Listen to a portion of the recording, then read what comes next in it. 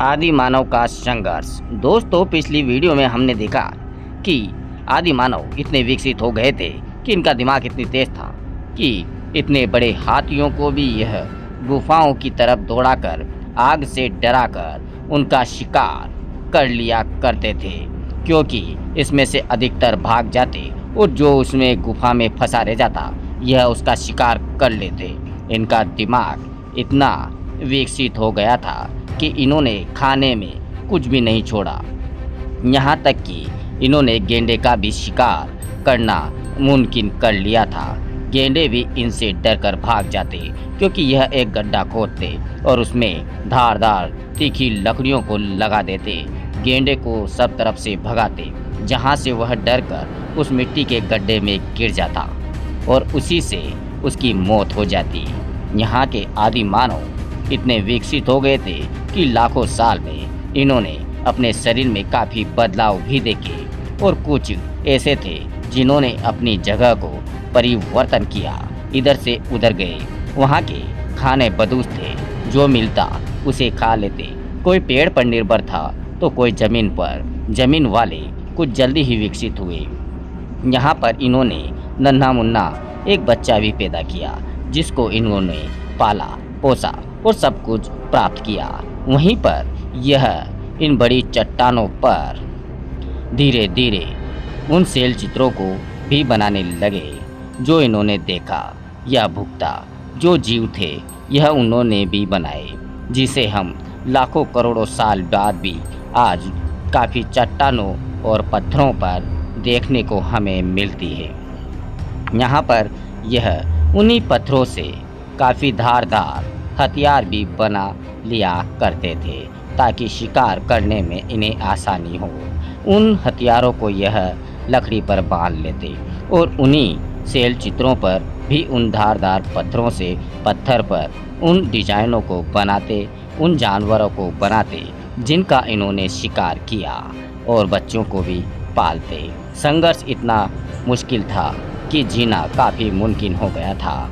यहाँ पर यह इतने विकसित हुए कि अनेक प्रकार के आदिवासी अलग अलग जगह पर अलग अलग दिशाओं में जाकर अपना संस्कार वह अपने परिवार को विकसित करते रहे।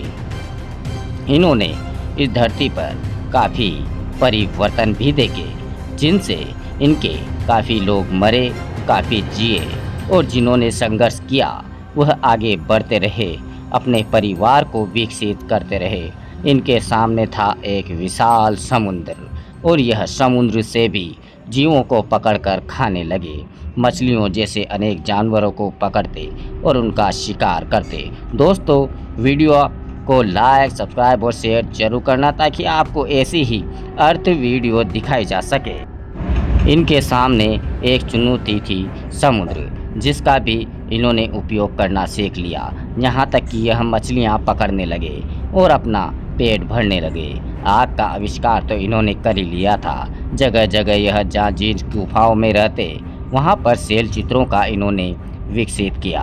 काफ़ी सारे चित्र बनाए। लकड़ियों पर उन धारदार हथियारों को बांध लेते, जिनसे इनको शिकार करने में काफ़ी आसानी होती, और इनको चित्र बनाना इतना आसान और अच्छा लगता कि जहाँ जाते चित्र बनाते। अपने शिकार को रखने के लिए टोकरियाँ भी बनाने लग गए थे।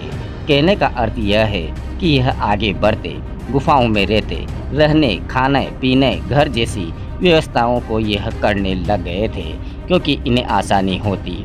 फिर इन्होंने सोचा कि हम भटकते रहते हैं, क्यों ना हम एक ही जगह पर टिक कर शिकार करें। यह ऐसा ही करने लगे, आगे बढ़ते रहे और घर जैसी व्यवस्थाएं बनाते रहे, और वहाँ पर अपनी व्यवस्थाओं को रखने लगे। यह एक दूसरे के इशारों को भी समझने लगे, और इन्होंने अपने परिवार और अपने दल को आगे बढ़ाया।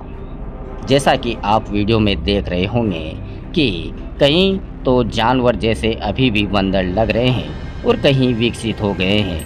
यह इनकी धरती के दिशाओं के परिवर्तन है, जहां इन्होंने संघर्ष किया, खाने की तलाश में एक जगह से दूसरे स्थान पर गए, गुफाओं में गए, शिकार किया। उन्हीं से इन्होंने को सीखना मिला।